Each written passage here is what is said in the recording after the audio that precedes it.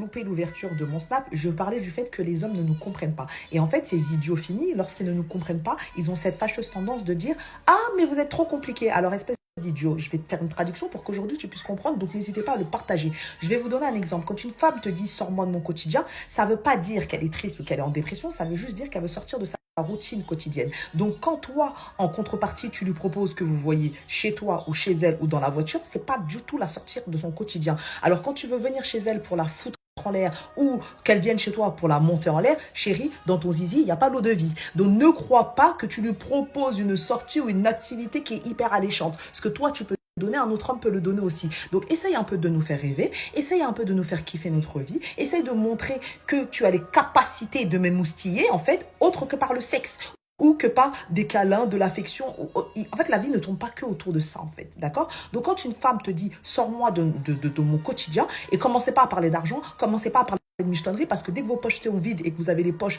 trouées, vous avez toujours tendance à dire michto, michto, michto. C'est pas une question de michto. Ça veut dire que pour sortir de mon quotidien, il n'y a pas besoin de mille et des cents. Ciné, karting, on doit tout vous écrire, on doit tout vous aiguiller, on doit tout vous... Oh, en fait, au bout d'un moment. Par contre, quand il s'agit de Mougoupan, ah là, vous n'avez pas besoin d'une carte au trésor. Hein. Là, vous savez y aller droit.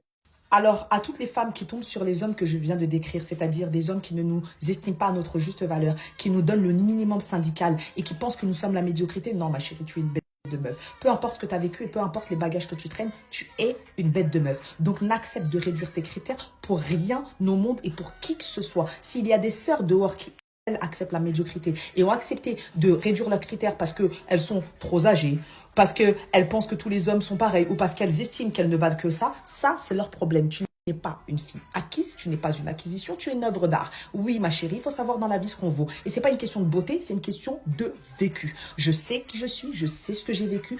Je sais ce que je suis capable de t'apporter lorsque je suis en couple avec toi. Donc, je ne vais pas accepter la médiocrité. Ça, il faut qu'il se l'ancre dans la tête. Il faut qu'il se l'accepte. Et ma chérie, ne réduis tes critères pour rien au monde. Peu importe si tu as un ou plusieurs enfants. Peu importe si tu as pris du poids. Ou peu importe si tu es divorcé. Peu importe si tu es âgé. Ma chérie, tu vas trouver chaussures à ton pied, ok?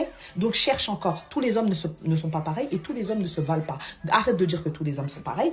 Tu vas trouver chaussures à ton pied. Cherche encore et encore jusqu'à ce que tu trouves. Ma chérie, c'est comme ça que ça se passe. Non, les filles, depuis que je suis revenue dans le monde du célibat, allô, je parle avec des gens, je vois des choses, je suis choquée. Ça veut dire que tu as des mecs, ils font le minimum syndical, mais ils veulent le maximum de toi. Oh! Et ça, c'est parce que dehors, il y a des sœurs, tellement que c'est la haine, tellement qu'elles ont plus confiance en elles, elles acceptent la médiocrité. Et ça veut dire que quand ils tombent sur des os comme moi, frère, des os durs, ils sont en mode, elles se prend pour qui, elle?